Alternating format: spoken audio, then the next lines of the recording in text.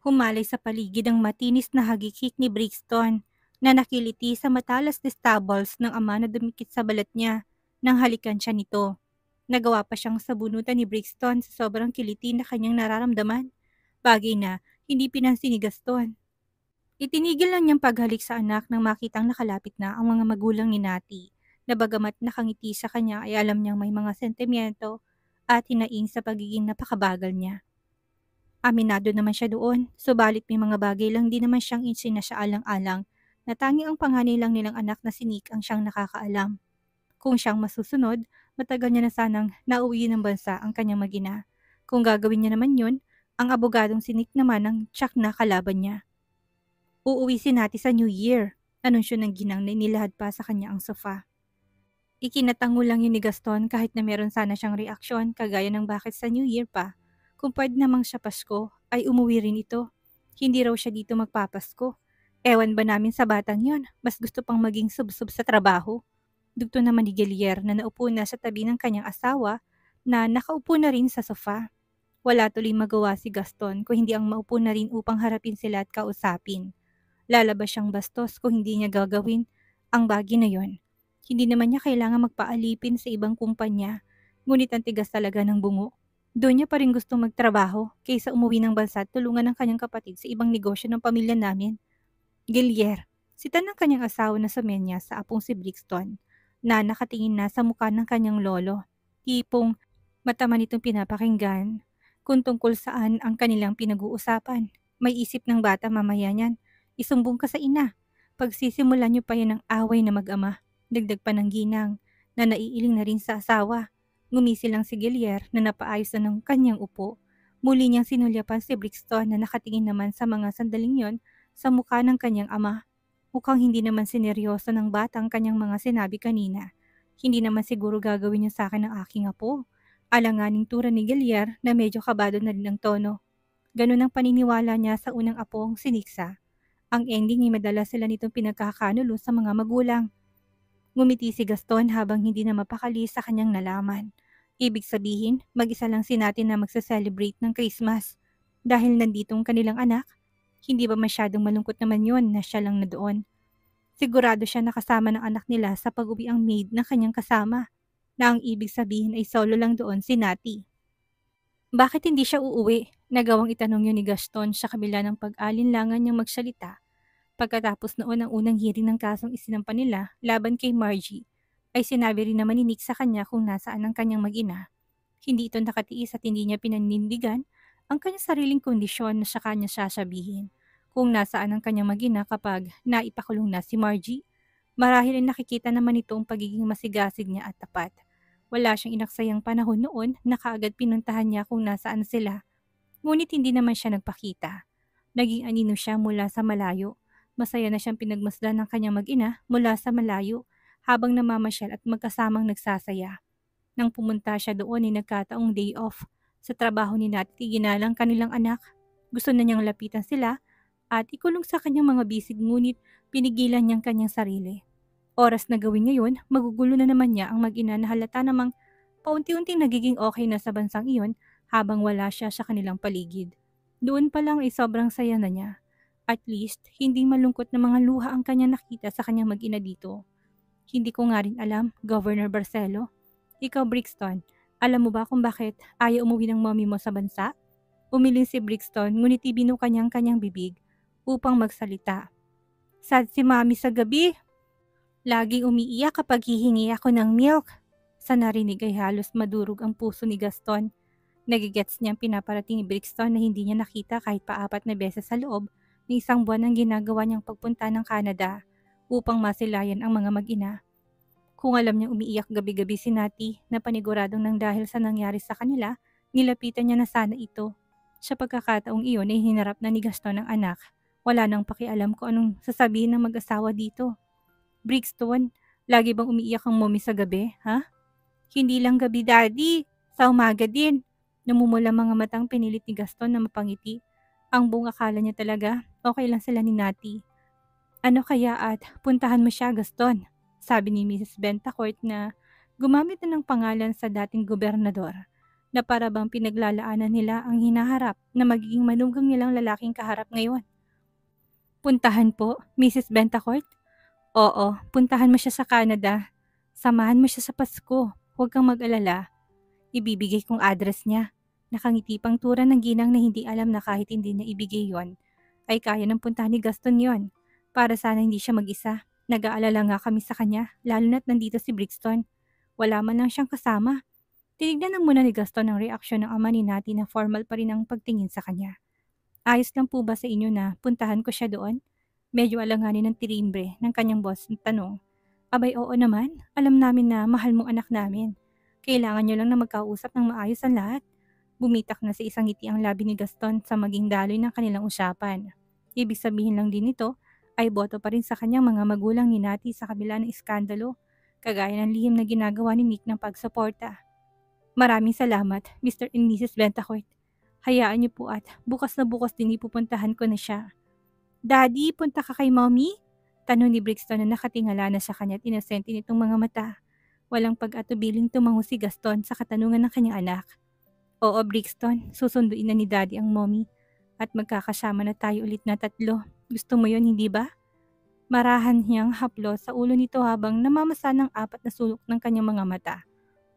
Opo, tapos pasyal, ikaw, ako si Mommy. Happy tayong tatlo. Gaya nun sa Italy, di ba Daddy? Happy tayo doon? Mahabang litanya ni Brixton na nagawa pang magbalik tanaw ang mura nitong isipan. Natawa na lang ang mag-asawang Bentacourt sa kanilang apo na napakatabil na parang si Nixa na walang maililihim. Sa kabila ng mga ngiti nila ay kaakibat noon ng lungkot dahil sa kakulangan ng atensyon ng mga magulang ni Brixton sa kanya. Ganun pa man naniniwala rin silang mag-asawa na kagaya ni Krisa at Nick. Isang araw ay mabubuo rin ang kanilang pamilya. Mabibigyan din nila ng buong pamilya ang bata. Magiging mga kapatid. Halika na Brixton, mukhang kailangan na ng daddy mo mag-impake at mag-book ng plane ticket. Agad naman tumalima si Brixton na pumunta sa kanyang lola at kumandong na dito. Hindi na rin doon nagtagal si Gaston na gaya na sinabi ng ginang ay marami pang ang kailangan gawin. Sa kabilang banda ay nasa flat na nila si Nati kasamang kanyang kaibigan. Nagsusukat nito ng mga damit na kanilang pinamili. Habang ginagawa niya yon ay nagsimula naman si Nati na isalaysay ang kanyang talang buhay sa kaibigan na ayaw siyang tantanan hanggat hindi nagkukwento. Best friend naman niya ito kung kaya minabuti niya sabihin sa kanya kung paano sila nagsimulang mag-ibigan ni Gaston ng buong akala niya ay magiging one-sided lang dahil sa malayong agwat ng edad nila. Huy, seryoso ka ba dyan? Ganun kayo nag-umpisa? Ang landi mo talaga. Yakap ang una na ikinikilig na sambit niya. Kinukwento ni Nati ang nangyari noon sa kanila ni Gaston pagkatapos ng kasal ng kanyang kapatid sa Baguio. Ganun ko nga siya kagusto, Farah. Irap ni Nati na namumula ng muka sa labis na hiya. Kilala mo naman ako, oras na gusto ko lahat ay ginagawa ko upang mapansin lang ako, hindi ba? Ayun, may nangyari at stop. Oo na, alam ko na may nangyari at panigurado akong nasarapan ka. Hindi lang naman ako, pati siya. Ang sarap ko kaya. Malakas na humalakak na doon si Farah. Nasanay naman sa ganitong daloy ng kanilang usapang magkaibigan. Hindi na magmamalinis si Nati dahil alam niya sa kanyang sarili na kilala siya ng kaibigan mula ulo hanggang paa. Afternoon, ano na nangyari? Patago kami nagkaroon ng relasyon. Alam mo naman ang relasyon na meron ng aming pamilya. Pero may plano siya. Alam ko may plano siyang pakasalan ako. Tugon ni Nati na pinaniwalaan pa rin ang instinct niya noon. Kung gano'n naman pala, bakit naman tong sa pagtatago mo sa kanya kay Brixton? Trip mo lang? Kilala kita. Alam kong kapag may alas ka, lalaban at lalaban ka. Bakit naduwag ka? Bakit hindi mo siya hinabol noon? Hindi ko magets. Malungkot na napangiti si Nati. Ayaw na sanang balikan ng yugto na yon ng kanyang buhay. Ngunit kinakailangan. Ewan ko nga rin. Basta naisip ko na lang na magtago. Saka ayaw ko rin sirain ang reputasyon niya noon. Nakipag-break siya. Nasaktan ako kaya siguro. Bilang ganti ko sa kanya, tinago kong anak ko, ang sarili ko. Basta hindi malinaw ang isip ko noon. Pero ayun nga, nabunyag pa rin pagkaraan ng 2 taon at heto na kami ngayon. Tumayo na si Farah at tinawid ang kanilang distansya. Blanko siyang tinignan ni Nati. Walang ano-ano siyang niyakap nito sabay tapik na marahan sa kanyang likod. Batid niyang inaalo siya nito kahit nahuli na ang lahat noon. You did well, Natalia. Napakatibay mo. Sobrang proud ako sa iyong nagawa mong mga bagay na yon. Kahit na wala kang kamalay-malay. Knowing you, na galing sa isang mayamang pamilya, alam ko sobrang nahirapan ka noon dito. Matagal na yon pero hindi maiwasan ni Nati na humapdi ang kanyang mga mata. Akala niya okay na sa kanyang lahat pero pakiramdam niya, may bitbit pa rin ang katawan niya mula sa pangyayaring yon sa kanyang buhay noon. Hindi kita tatanungin kung bakit hindi mo ko kinontak dahil alam ko namang ayaw mo maging pabigat. Pamilya mo nga hindi alam. Ako pa kaya? Anitong tinanggal ng pagkakayakap sa kanya at binigyan siya ng ngiti doon. Napanguso na si Nati nang makitang mukha ng kaibigan. Sa totoo lang, never sumagi sa kanyang isipan ng kaibigan. Ang ibig niya sabihin, hindi niya naisip na humingi dito ng tulong noong mga panahong yon. Wala lang, alam niya rin naman na busy ang kanyang kaibigan sa sarili nitong buhay, kung kaya hindi niya na ito inabala pa noon. Paano kita nanihinga ng tulong, busy ka sa mga lalaki mo? Pabiro na siyang sinabunutan ni Farah nang sabihin niyang bagay na yon. Totoo ang sinabi ni Nati, pero syempre hindi niya yung tahasang aaminin, batid niyang pareho silang may kating itinatago sa loob ng katawan nila ni Nati. Mga lalaki? Grabe ka sa akin ha? Isa lang naman. Hindi ko naman sila pinagsasabay-sabay Masyado ka sa akin. Sabay na nagkatawanan ang dalawa na gaya ng dati kapag may kalokohan silang ginagawa at nahuhuli ng bawat isa. Huwag kang mag-alala, babawi ako sa iyo ngayon. Ipapakilala rin kita sa lalaking pinagkakaabalahan ko noon. Namilog ang mga mata ni Nati. Ipapakilala? Bakit? Nasa bansa ba itong lalaki mo? Well, wala dito pero doon sa mask party na pagkasunduan namin magkita kaming dalawa. Oh, kilala ko ba yan?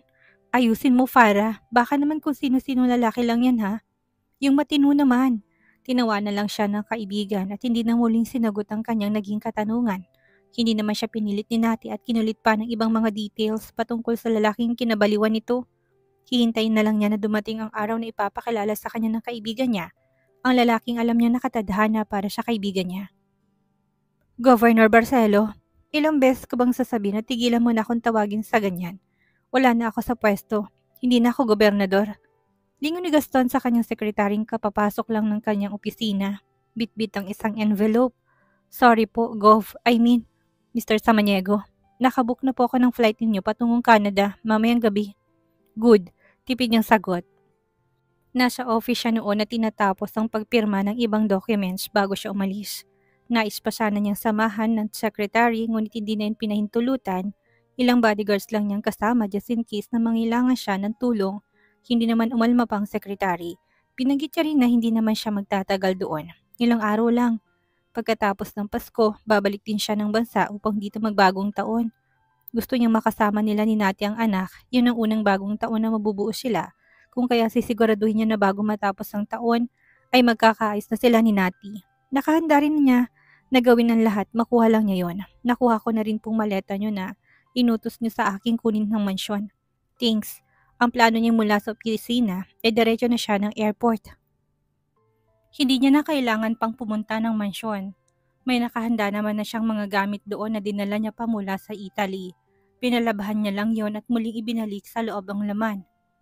Hindi niya na kailangan pang mag-impake ulit dahil sa may ready na siyang mga gamit anumang oras niya gustuing umalis ng bansa kagaya na lang nito. Parang kiniliti ang pakiramdam ni Nati habang papasok sila sa loob ng airport ng kaibigan niya si Farah. Hila ang kanilang mga maletang dala. After ng party na kanilang pupuntahan, ang plano nila ay sabay din silang uuwi ng Pilipinas upang doon mag-celebrate ng New Year. Feeling niya, binalik siya ng mga oras na yon noong panahong dalaga pa siya at unang beses na patungo sila ng naturang bansa upang makilahok sa mask party na alam ni Farah. Parang kahapon lang no, Nati? Tumango si Nati na bagamat kabado ay tumango na lang sa pagiging madaldal ni Farah na walang tigil ang bibig. Wala na doon ang kanyang isip dahil inangkin na yon ng lalaking nakasalamuha niya doon. Hindi mawala sa kanyang isip na paano kaya ang gagawin niya kung muling mag-cruise ang landas nilang dalawa sa party. Ano ang gagawin niya? Makikipagkilala? Kikilalanin niya? O hahayaan na lang niya na lumagpas ang opportunity dahil may anak na rin naman na siya? Tanda niyang maskara nito na kung makikita niya ay pihadong makikilala niya. dahil hindi niya ito malimutan. Hoy, bakit ang tahimik mo? Labag ba sa loob mo na pumunta tayo doon? Untag ni Farah na bahagyang binanggap ang kanyang gilid ng katawan. Nasa check-in na sila ng kanilang mga dala na mga sandaling yon. Nag-usap na tayo. Iginalaw ni Nati ang kanyang magkabilang balikat at inangat ang paningin sa kanyang kaibigan. Sa pagtitig niya sa mukha nito ay naalala niya noon na naging tanong sa kanya ni Gaston kung nagtungo na ba siya sa mask party. Naisip niya lang yun ngayon papunta sila ng kaibigan niya sa naturang party. Nang maalalang lalaki hindi niya, napigilang bahagyang sumakit ang kanyang puso. Galit man siya noon dito pero batid niyang mahal pa rin siya nito. Anong pinagsasabi mong labag? Excited na nga ako. Naisip ko lang yung anak ko kung anong ginagawa ngayon. Inakbayan na siya ni Farah upang aluin. Banayad na hinaplas pang likod ni Nati. Kung tutuusin, hindi pa rin niya nakikitang anak ng kaibigan niya in person. Oo, napag-uusapan nilang tungkol sa bata, ngunit hanggang larawan lang pala ang kanyang nakikita. Naisip ni Farah na magandang maging topic nilang anak ng kanyang kaibigan. Pagbalik natin sa Pilipinas, hindi ako papayag na hindi mamimit ang anak mong gwapo. Napukaw ng atensyon ni Nati sa pagbanggit ng kaibigan niya patungkol sa kanyang anak. Sure, hindi ko naman siya ipagkakait sa'yo. Ngayon pa na bulgar na rin naman ang tungkol sa kanya. Biglang sumeryosong mukha ni Farah. Marami na silang napag-usapan ni Nati, ngunit ang bagay nito ni minsan hindi niya pa nagawang mabanggit sa kanya dahil medyo nag-aalangan siya. May pagkakataon pa na pinapatulan niyang ilan sa mga basher nito at commentator ng mga masasakit na salita patungkol sa nakaraan ng kaibigan niya. Be honest with me, Nati. Nagbasa ka ba ng mga comments patungkol sa pagkakalink mo kay Governor Barcelo? Umiling si Nati. Totoo na hindi niya ginawa yon. Aaminin niya minsan siyang sumilip ngunit hindi niya nakinaya at alam niya makakaapekto lang yon sa isipan niya.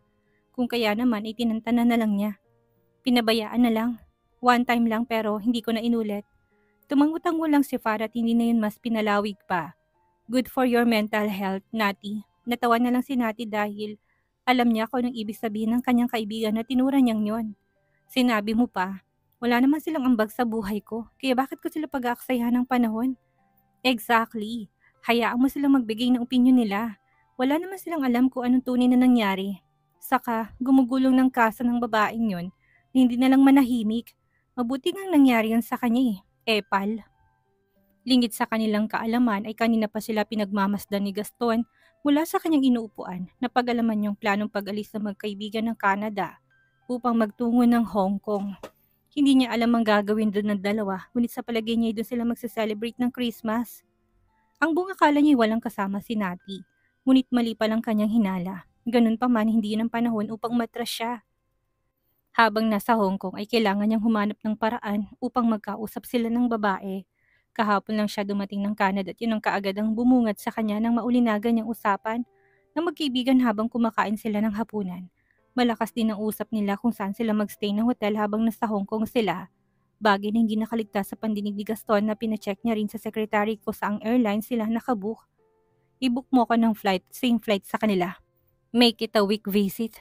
Hindi na nagtanong ang secretary kung bakit at ginawa na lang niyang gusto ng kanyang amo. Okay na po Mr. Samaniego. Email ko na lang po sa inyo ang kopya ng plane ticket niyo. Alright, salamat. Nang matanong na papasok ng magkaibigan sa immigration ay tumayo na si Gaston upang mag-check-in na rin sa kanyang bagahe. Pagod pa siya sa biyahe, ngunit hindi naman pwedeng manatili siya ng Canada. Tapos nasa Hong Kong na si Nati. Habang tinitignan ng plane ticket na nakaipit sa hawak na passport habang nakapila, hindi niya mapigilang mapabalik tanaw sa mask party na napuntahan niya sa naturang bansa ng ganong season. Ipinilig niya ang kanyang ulo at ibinigay ng kanyang passport. Nasa may counter na siya. Saglit lang yung binuklat at tinatakan at kapag dakay muling ibinalik sa kanya.